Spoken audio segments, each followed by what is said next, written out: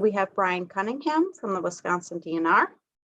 Brian started with DNR in 2020 and has statewide responsibility for managing Wisconsin's floodplain program by serving as the primary floodplain zoning policy and enforcement specialist for the DNR. Brian is also the state's National Flood Insurance Program Coordinator for the administration of this program in Wisconsin. Brian, I'll let you take it away. Thank you. All right. Thanks, everyone. I was looking at everyone that's attending, and I see a lot of familiar names on there. So I miss a lot of you guys talking to you, and you guys, I've had the chance in the past to attend this conference, and it's a top-notch conference. And if you guys have any questions along the way, just feel free to bring them up. I'd rather had to answer your questions last night over a beer, but maybe next year. But thanks for inviting me, and like I said, this floodplain is a complicated subject, and feel free to shout out any questions that you may have. We could talk about floodplain for more than 45 minutes, so I just want to make sure that I get to the questions that your organization might have. So stop me anytime. Some of the objectives we're going to go over, just kind of a basic overview of any updates that we've had at the program level at the DNR. Just a quick overview of the NFIP, federal state regulations, how NR 116 and the federal code relate to each other, and go over some Zone A, and then hopefully we can get to the letter map change stuff. So just wanted to give you a quick update on some staff changes. I replaced Michelle's staff about 1.5 years ago.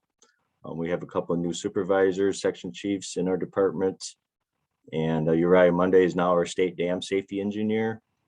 And we had 2 retirements. Our WMEs retired, and then with Uriah being promoted, we had to replace 3 WME positions. And these positions, there's 11 of them total. They're right here's how their districts are broken up. The 3 new ones are not on here yet, but you can use this website, this web link, to find out who your WME is. And I strongly encourage you to work closely with your zoning administrator and your WME with your conservation projects. It hopefully will help you to avoid having to do some H&H work if you can get ahead of the project ahead of time and talk it over with your WME. These are some of the active floodplain mapping projects that are taking place right now. And what FEMA does is they subcontract a lot of their work, and DNR mapping teams receive some of that subcontract work. So this is where the DNR mapping team is currently working. This does not include all the coastal counties that will be also receiving new coastal floodplain maps. And FEMA is doing most of the coastal work. So this is just the Wisconsin DNR staff working on floodplain maps, and does not include the coastal maps. So there's a lot of moving parts, a lot of work that they're doing. I mentioned the coastal maps. The coastal maps are going to be treated like the Great Lakes, be treated more like an ocean. They're going to consider the storm waves instead of just the high water. So the storm waves are going to be included into the floodplain maps, and communities will be receiving those within the next couple of years. And so then there's going to be what they call a Zone V regulation in their ordinance and on the maps. And we're going to have some training on that. I think it's going to be the end of May or early June. We will have probably 2 workshops along Lake Michigan to go over the new coastal regulations. And I will send that information out to you guys so the coastal communities can definitely join those workshops. There's a new state model. Hopefully it's going to be going through adopted next week. I went through public comment period, and that ended. So hopefully by next week, I'll get that out. The new state model has the new Act 175 language in it. That's to deal with new, that deals with non-conforming structures. A community does not have to adopt Act 175. The community always has the option to have higher standards than the state standards or the NFIP standards, but it is there for an option to adopt if a community wants to. And then the coastal language, that Zone V language, is in the new model. And there's some clarifying language in Flood Fringe on the requirements and how to build in the Flood Fringe. There's some new campground language, and the removal of lands from the floodplain. This was clarified a little better, and the cumulative 50% rule that Wisconsin has are basically, these are the highlighted changes. And this ordinance can be found on our website. And again, by hopefully next week, the March 8th version, the 2022 version, will be on the website for you guys to look at if you're interested in looking at the newest model. But again, none of these changes that are listed here have to be adopted by your community or county, unless, of course, you're receiving new floodplain maps along the coast. The National Flood Insurance Program, it's been around a long time, over 50 years. It is a voluntary program. And what happens is if you belong to the program, FEMA provides flood insurance, but then in return, the community has to adopt and enforce floodplain regulations. So every county in the state is joined with NFIP with the exception of Taylor County and I believe Menominee County. And there's over 560 communities that are in Wisconsin that have joined the NFIP program. The reason why communities join the NFIP is because of the flood insurance. Flood insurance gives the ability for a lot more protection. Federal disaster assistance just doesn't help that much. First of all, the president has to declare it. It's a loan with payback with minimal interest. And whereas flood insurance, there's no payback requirement, and it protects your investment a lot better. So a lot of people consider the NFIP as like a three-legged stool. The FEMA provides the floodplain maps, and then the insurance and the outreach, and then the floodplain management. And today we're going to concentrate more on the floodplain management. So what is floodplain management? What makes this program complicated is that model ordinance I was talking about has a combination of federal rules in it, a combination of state rules, and then the local ordinance, which might have higher standards. As you get higher standards, people's flood insurance is cheaper. So some communities have even higher standards than the state regulations and the federal regulations. So it makes for a complicated program when you're dealing with so many different laws and statutes. Kind of gives an example of where everybody's local, how the federal Wisconsin DNR and the local rule, everybody fits in together. So the federal rule, like I said, provides the maps and the flood insurance. Us at the DNR, we help provide assistance for floodplain managers, training. We help with adopting new model ordinances, understand if there's any questions with the ordinances. And then at the local role is where the adoption and enforcement of the floodplain ordinance takes place, and then field inspections and the permitting. So there's roughly, I mentioned 561 communities that have this resolution that they signed, and this resolution is with the NFIP, with the federal program, the National Flood Insurance Program, and it basically says that if you belong to this program, you will be, getting permits for development. What is development? Most people think of development as just building a house or a shed, but the definition in FEMA's world and in the states and NR-116, they both just have basically the same definition of development, is that it means any man-made change to improved or unimproved real estate. It includes grading, filling. So this is where many of your conservation practices, it's important that you work with your zoning administrator to make sure that you're getting a permit, so then the county that you belong to is being compliant with the National Flood Insurance Program and with that resolution that they have signed. Some examples of a land use permit that should be required. Just this is what a zoning administrator would look for during a floodplain permit.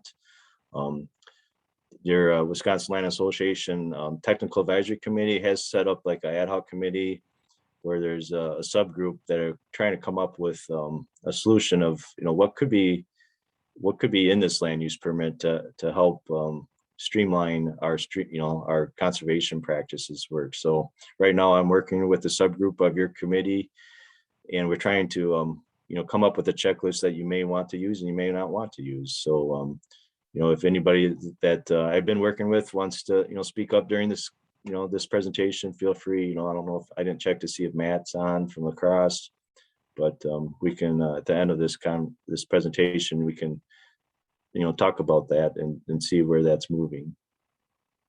So this is the flood insurance rate map. They can be kind of scary to look at if you're not used to looking at them. There's a lot going on. You see a lot of letters, hatches, and I'm just going to kind of go over and break down what all this is. So where you can receive these floodplain maps is you can look at your county GIS data. Wisconsin DNR Surface Water Data Viewer has a copy of the floodplain maps, and then FEMA has a couple really good sources to look at floodplain maps. So there's definitely a wide variety of places where you want to look at your floodplain maps before you do your project to see, if that project is a map floodplain. So the floodplain, when we always hear about floodplain, is broken down into two districts. There's a flood fringe district where permitted uses can happen, and then there's a floodway district where there's less permitted uses in the floodway district. That's where the water is moving. The flood fringe is more where the water is standing. And the model ordinance has these two districts broken into each other. This is just a little more specific, showing again the same thing, the floodway and the flood fringe, showing that you can build in the flood fringe as long as you follow the model ordinance. And then this diagram is also showing the BFE. So that's the 100-year floodplain elevation. And so some people they get mixed up, like, does the BFE go through the floodway and the flood fringe? So this is just trying to show an example that, it does go through both zoning districts. So this map here is just explaining a lot going on. So you have a zone AE, and that usually means that there's a detailed study. There's a floodway and a flood fringe. There's a zone A. We don't know where that floodway, flood fringe district is, or where that regional flood elevation is. It's more a simplified study. And then a zone X means that it's not in the 100-year. And then if you see this dotted zone X with the dots, that's the 500-year floodplain. So instead of a 100-year, there's a 500-year. So some key definitions: the floodway is where the water is moving, like I mentioned before. The flood fringe is where the water is standing. Zone AE, that means that the base flood, the regional flood elevations have been provided, and normally the districts, but not always. There's some places in the state where there's a zone AE, and the flood fringe and the floodway is not on the map. So you have to be careful with those districts. But they will have the regional flood elevation. And the zone A is we don't know where that flood fringe floodway is at, so we have to treat the whole map as a floodway district. Some of the terms you hear, because we have state regulation and federal regulations, these terms all mean the same thing, and it's just that people call things differently. So you hear about the 100-year flood, you hear about the 1% flood. You hear base flood elevation, regional flood elevations, high flood risk area. They all mean the same thing. So people use these terms differently, and so do I, depending on who you're talking to and what code you're referring to. So the zone AE normally has these cross sections, which shows what the regional flood elevation is going to be, and then it also has the floodway and the flood fringe.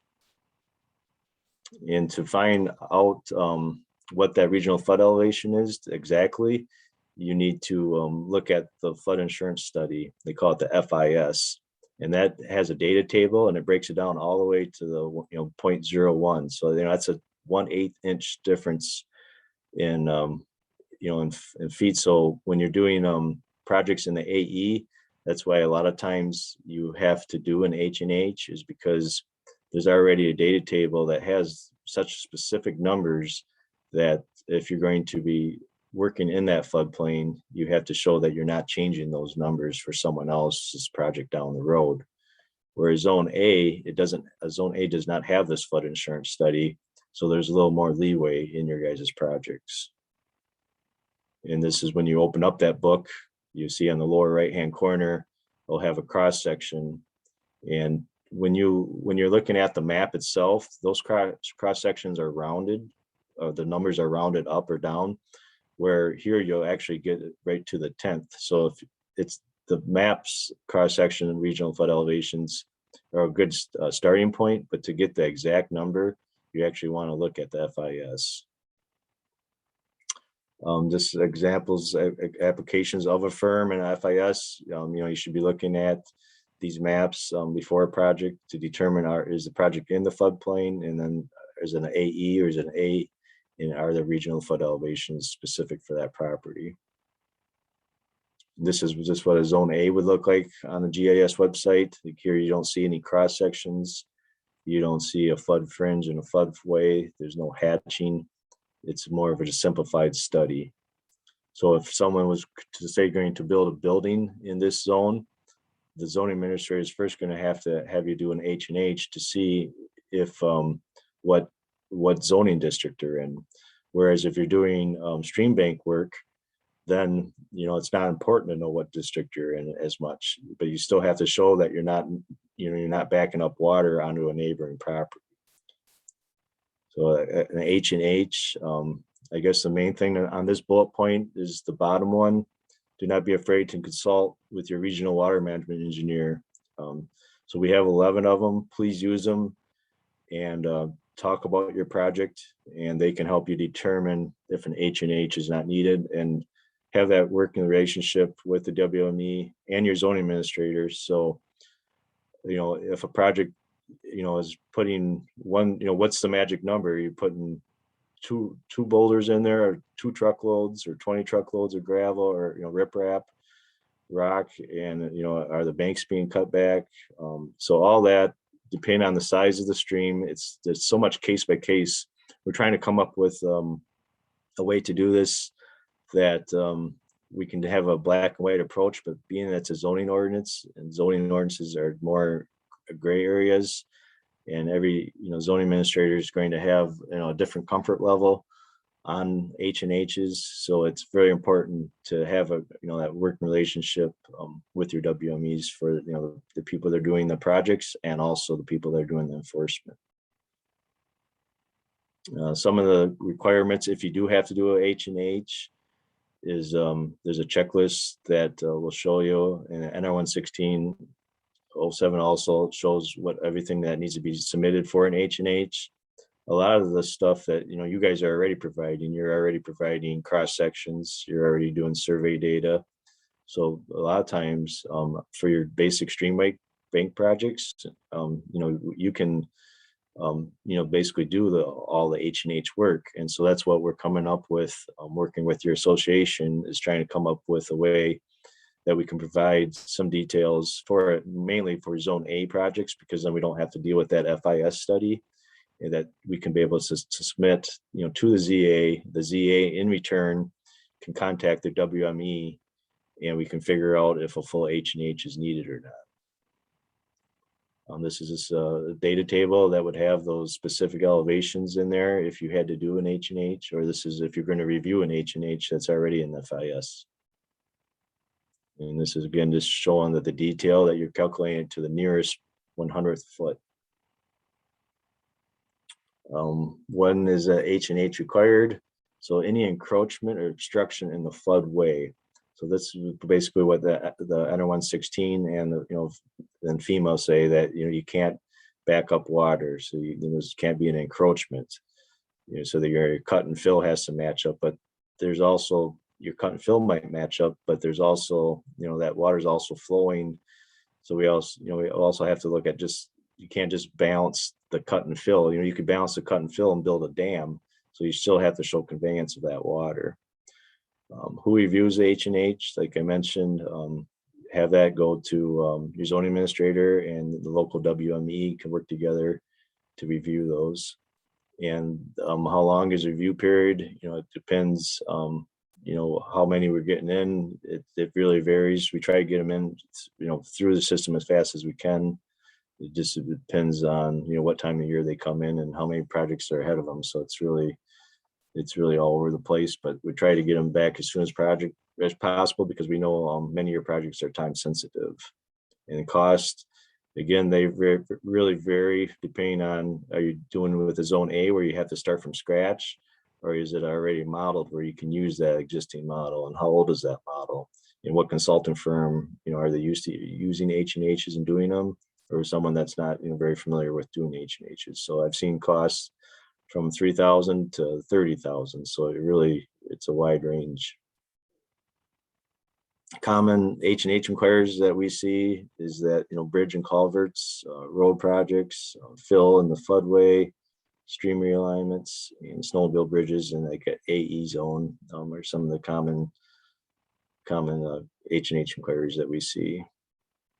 And just some floodway basics. So for district wise, the permitted use, it has to be like an open space use. Otherwise, there's not much permitted in a floodway district. So if you think of your open space uses, agriculture, recreation type of uses. And they also have to show that's going to be low damage potential and that you're not backing up any flood elevations. They cannot be used for human habitation. So one thing that's really confusing is that FEMA does not have permitted uses in their ordinance. So they just look at, it's more of an insurance program, and they're looking at that you're not changing the maps and then you're not backing up water. Where at the NR116 level, it's district, it's a zoning ordinance. So they're looking at permitted uses.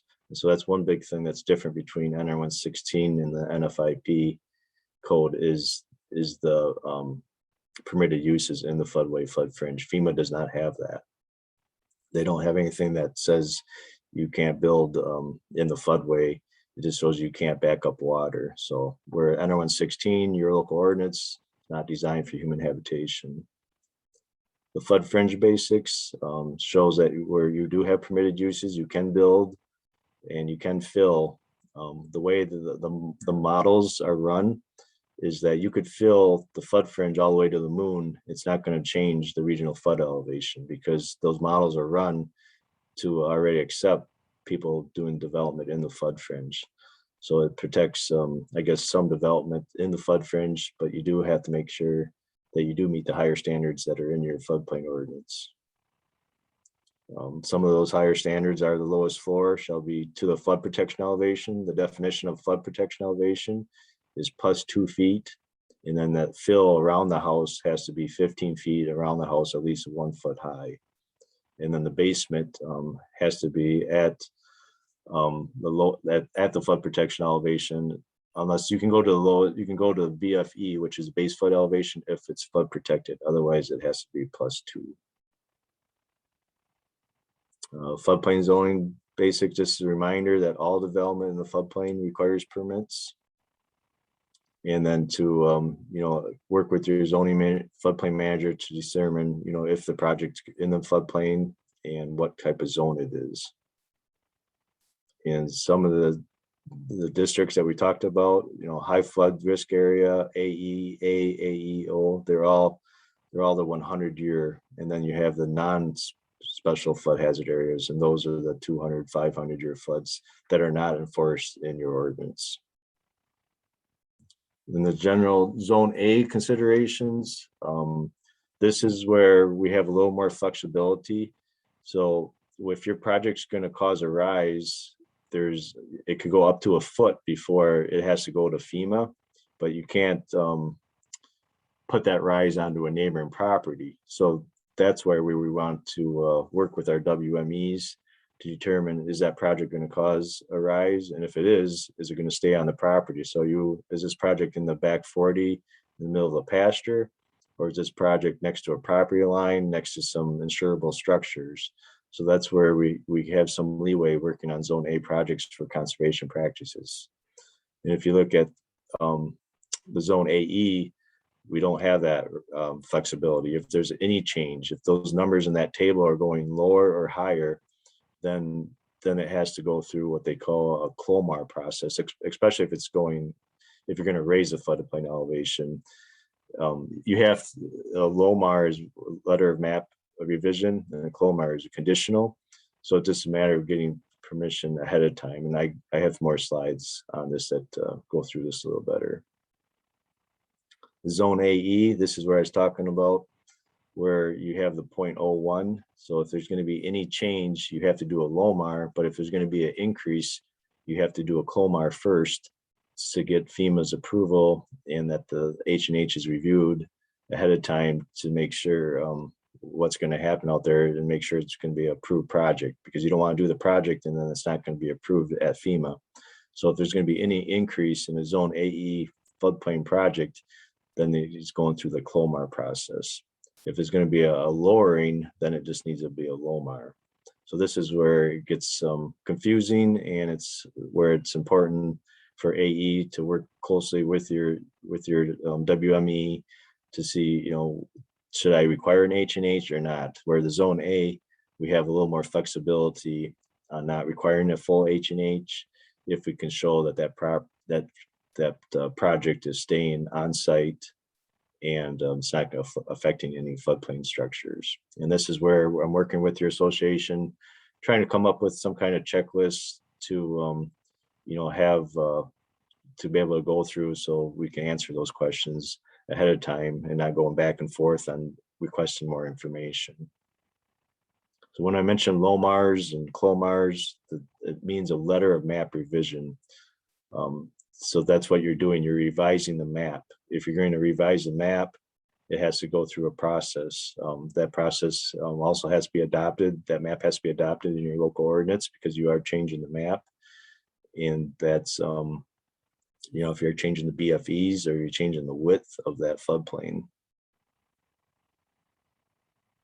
And this is more just specific on the CLOMR, LOMR, what the differences are. I kind of touched on that. A CLOMR is obtained before the project starts, and then you would do a LOMR after the project's finished. And then when you do the H&H and you can see there's going to be a rise, that's when the CLOMR is required. And if it's just to summarize, if it's a Zone A, we can go all the way up to a foot before we have to do that CLOMR.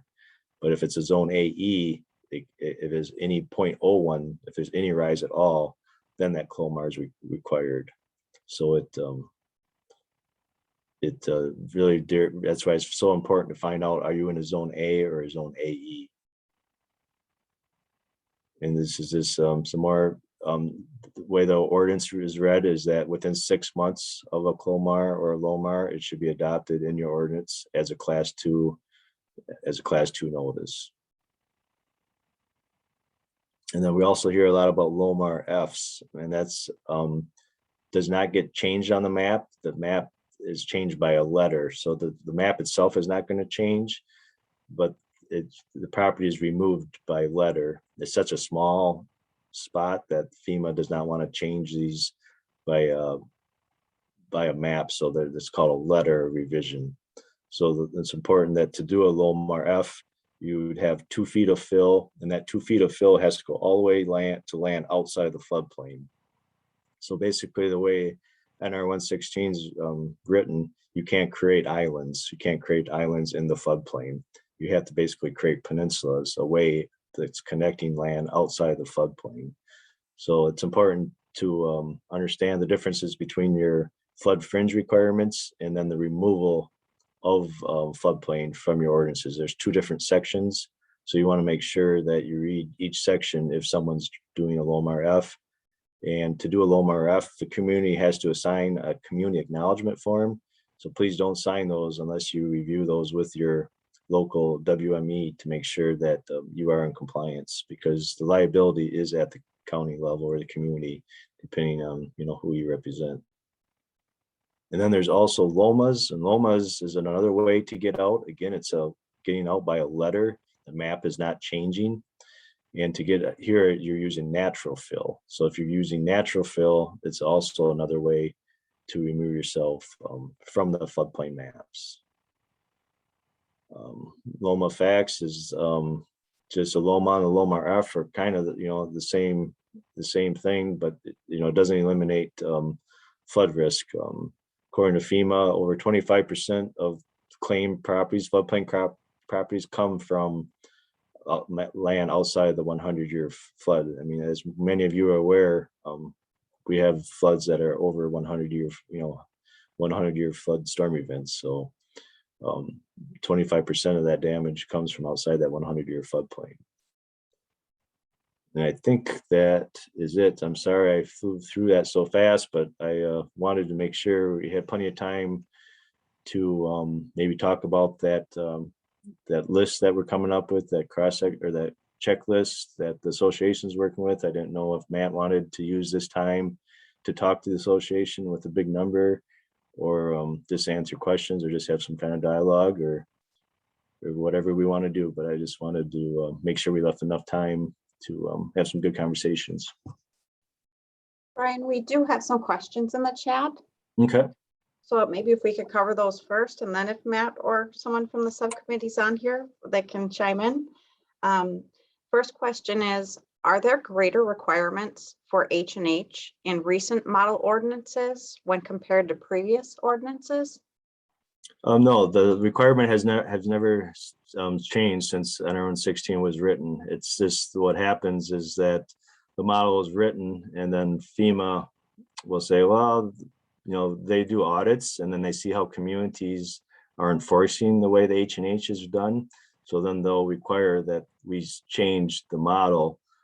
So our model has to be approved from FEMA, and they'll request that it has to be changed to try to avoid some of those mistakes. So state law, federal law has not changed. It's just the interpretation of the model may be incorrect. So we try just to improve the interpretation.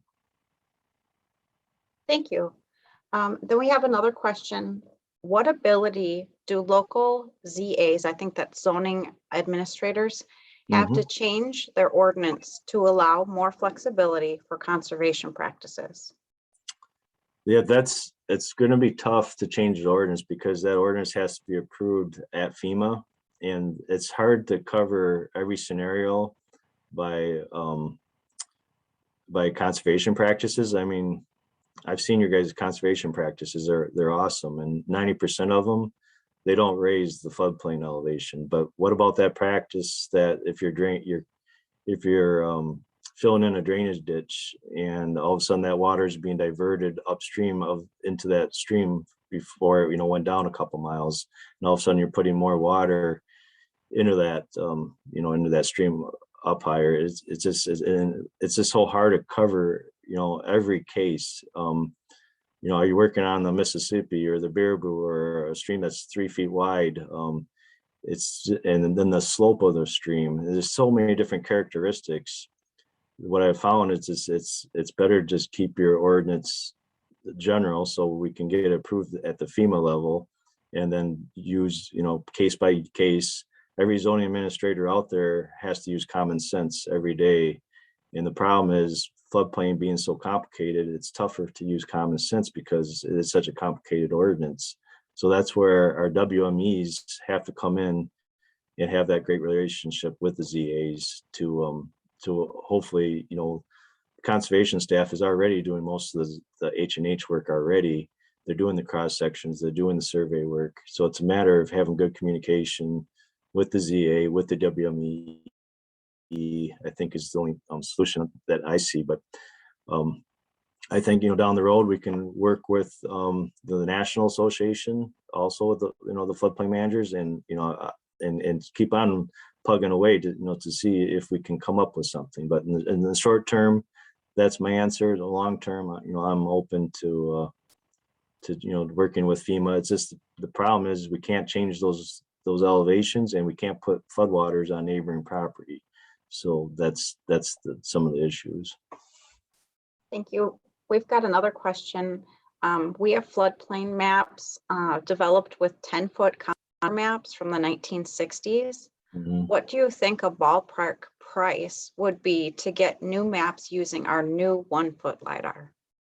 That would be, I don't know the answer to that, but if you could look up, Chris Olds or Betsy Finley, just Betsy Finley or Chris Olds, was it Chris Olds I gotta look at my email, chris.olds@wisconsin.gov, but we can put some of those emails in the chat. But they're our floodplain management team, and they're the ones that work with FEMA on remapping, so they would have a better idea on the workload that would take. But so many times when a community gets new maps, I mean, it's awesome when you can use that new elevation data, that you don't have to redo the studies of the floodplain. Times the studies aren't changed, but by just putting that same study into actually accurate data versus 10-foot contours, you get a lot better results. We've got another question here. Correct me if I'm missing something. A stream bank repair project in a zone AE where I'm taking a vertical bank to a more tapered, placing the spoil from the project in the flood fringe does not require an H&H study. The grading of the stream bank could require an H&H study since we could be slightly lowering the regional flood elevation. Is that correct? Yeah, so for a zone AE, by definition of the ordinance, you would have to do an H&H. But if it's a zone A, by definition, by the ordinance was read, you'd have to do an H&H anytime you're doing any work in the floodway. But it's a zoning ordinance. Zoning ordinances have gray areas. They have common sense. One scoop, like I mentioned before, one scoop removal, 2 scoops removal, what's the magic number? There is no magic number. It's case by case. So that example, if you're just cutting back the stream, you would have that cross section. You would show that you're not bringing any fill. The fill's being placed in the flood fringe or outside the floodplain. That's an example where you take that work to the ZA, and the ZA can return that to the WME and say, I concur, no H&H is required. I mean, zoning administrators are using common sense in floodplain every day. For example, drainage ditches. There's not too many zoning administrators out there that require when they're cleaning out a drainage ditch and they put that spoil material, if they thin spread that on the farmer's field next to it, by definition, that requires an H&H. But there's not too many. I don't know of a zoning administrator out there that requires an H&H because, again, it's zoning. You have to use common sense. There's gray areas. So it's the same thing as widening out a stream bank. To me, that's the same thing as thin spreading on in a floodway, cleaning out a drainage ditch. But to get that second review, there's no problem with that. Now, if it's an AE in that example, they might have to do an H&H because if you're lowering that, those numbers are changing. That data table might change, and so then we need the new data in that data table. So that's where the zone AE, there's already a study in place, and the FEMA wants accurate data to continue with those maps. So that's where it gets a little hairy in the AE zones. We have a question. Can you give an example of FEMA auditing conservation practices for violating the ordinance? I can't since I just started, but I've heard of stories, and we can definitely get FEMA on a call, and they can tell you stories. I know there was community in Illinois that got in pretty big trouble for the maps changing and not going through the process, and it got really messy in the court system, and I don't know if it's still resolved. But again, the community does belong to the NFIP, and the NFIP requires certain things to be followed. So it's just a matter of trying to balance the two, trying to keep the community in compliance with the NFIP, and also not holding up our conservation practices.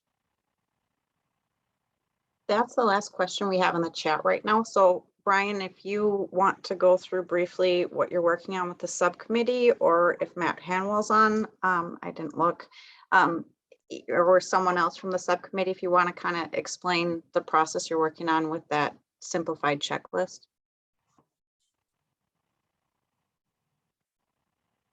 Yeah, so I know we met like 6 times, and we're just trying to come up with a solution that working in zone A's, where we can provide good data to a zoning administrator who can then in return, send that information to a WME, so that we're not requiring, H&H's just blindly.